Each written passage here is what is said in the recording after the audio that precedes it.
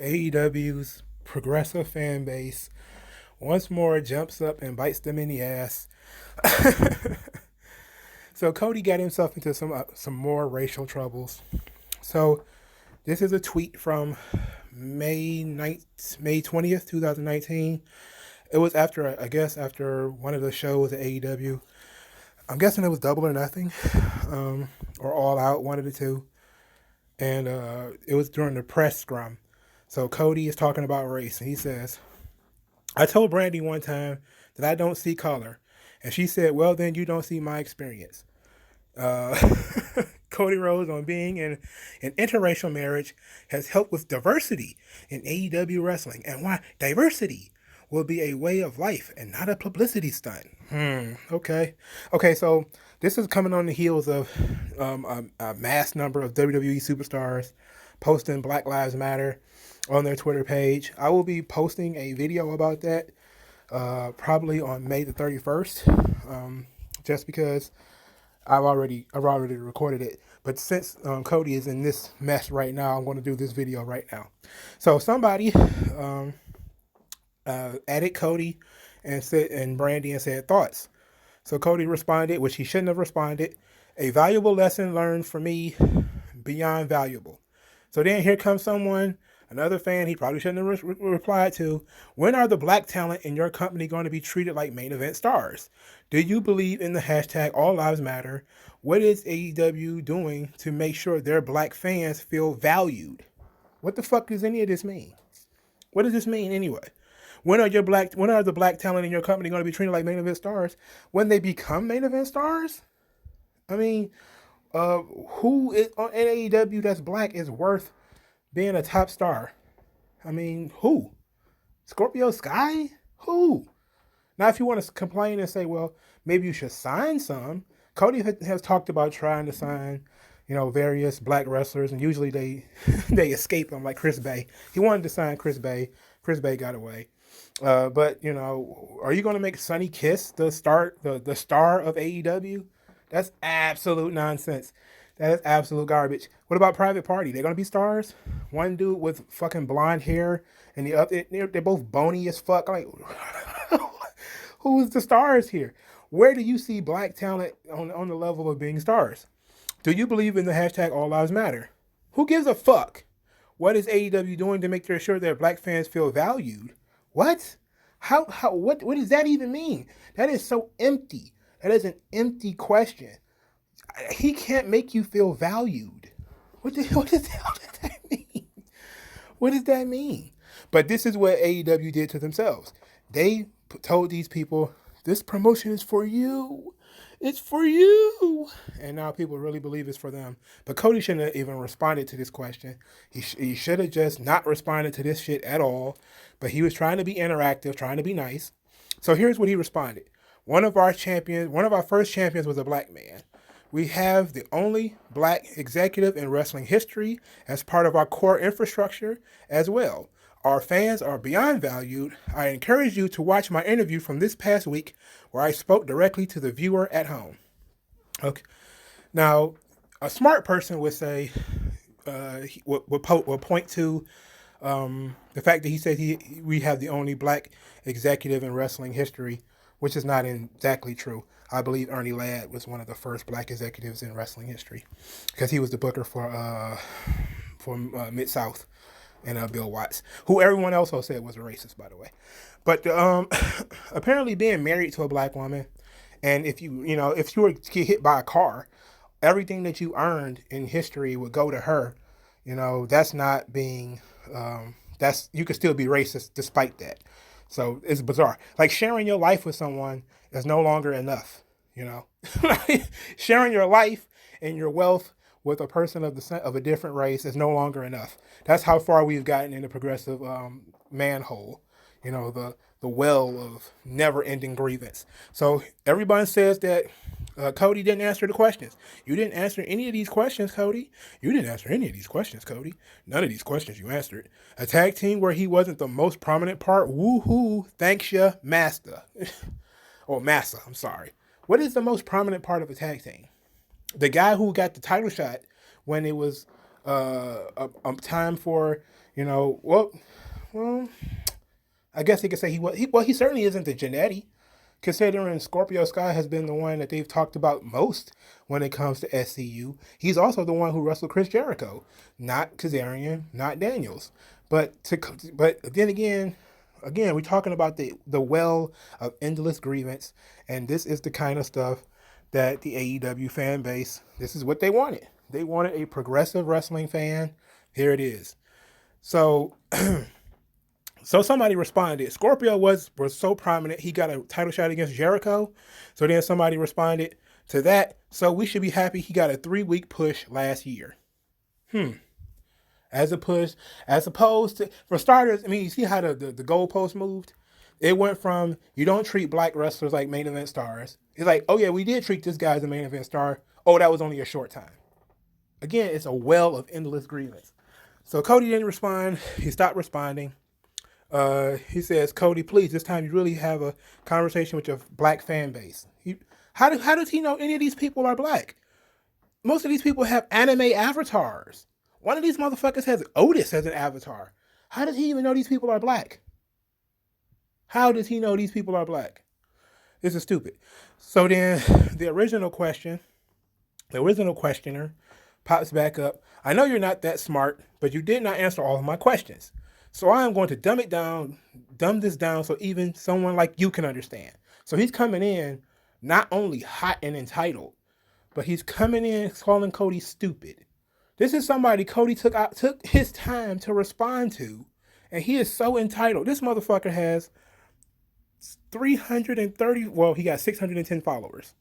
This dude has 610 followers, and he's calling Cody stupid and demanding Cody answer his questions. Who the fuck is this guy? Who is this guy? Why would you put yourself in a position to be talked down to by this asshole? But he says, so I'm going to dumb this down so even someone like you can understand. Why is it that white talent who are new to the company automatically get put in world title feuds while the majority of black talent get put on your pre-shows? Maybe it's because somebody like Brian Cage is more experienced. He's already been a world champion somewhere else. Same thing with Brody Lee. He's already been experienced, been somewhere else. Same with Jon Moxley. Always been experienced, been somewhere else. Chris Jericho, same thing. They just happen to be white. And I'm pretty sure that if he had some other more experienced veteran black talent, he would probably do this. Maybe not do the same thing. Because, giving Brian Cage that title shot so soon was a mistake. Okay, I mean, it just was. But this is how people react, right? You're never good enough. But this is a question. It's just one of his questions. Why does the majority of your black talent get put on the pre-shows? Because they're not ready for prime time. Unless you can show me that these people are a draw. Is Sonny Kiss a draw? Do people want to watch Sonny Kiss in the matches? No. The thing is, and Cody don't want to say it, but you can see how AEW changed their programming when they started to lose in these ratings wars to NXT. So now you start to see a lot of the things they were doing before, they stopped doing it. They used to try to be a lot more diverse with their shows. They used to always try to give people more time. They used to have Sonny Kiss on TV. They used to have Private Party giving long matches and stuff like that. They used to cut down on the Jericho. They cut down on the Moxley. It wasn't so much Moxley, wasn't so much Jericho, wasn't so much Cody. Cody was pretty much on every episode, but there wasn't so much of him. But they realized these people are the draws. So we're going to give them more of these individuals who are the ones who are people watching. Because if you put fucking Sonny Kiss on TV and people change the channel, you're going to hurt your demographics and shit, right? So he's not going to say that. So he didn't respond. But if I had to take a guess, I think that would be it. That a lot of the people that they want on Dynamite are ratings killers. Okay? People like Private Party and Sonny Kiss and that type of stuff, they kill the ratings. They're not good for the demo.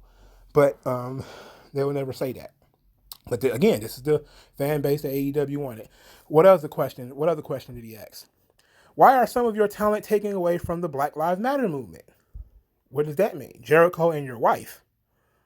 And have you spoken to them about using their platform to spread awareness for George Floyd? Why would they do that? Why do they care? And the thing is, this is literally 40 minutes, so about 6 something on May the 30th. So this is after Charlotte and Finn Balor and Randy Orton and all these guys decided to pass around their collection plate of, I think, various people were just paying $1,000 to the George Floyd fund, and the WWE put them behind the 8 ball because they're seeming more progressive. Randy Orton's coming across as being more progressive, and you can't have that. But so what are your talent taking away? Why are some of your talent taken away from the Black Lives Matter movement? I don't know what that means. What does he mean they're taking away? What are they taking away? I don't get it. Are they saying all lives matter? I guess I don't understand. And why does that matter? Why do you care? I don't understand why you care. Like, this is politics. But again, when WWE usually gets in these types of jams, they usually say stuff like WWE is non-political or whatever. This was the Undertaker when he vanity searched himself.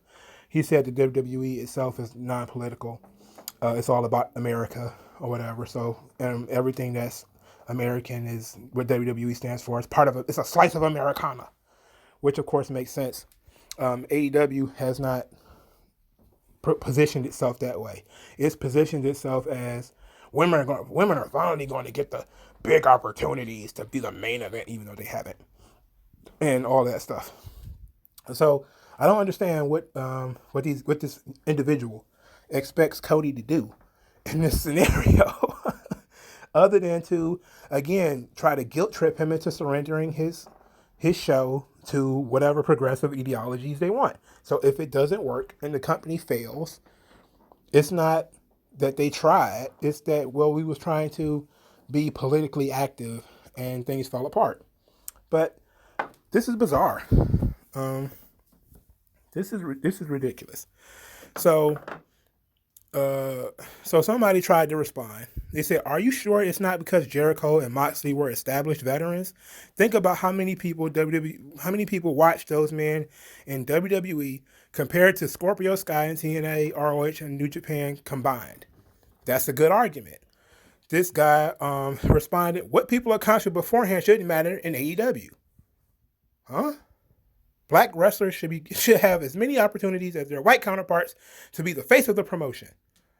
And so this person responded, "And who's going to go against that idea? I won't. I would love for Private Party to be the tag team champions, but it doesn't devalue Kenny Omega and Adam Page.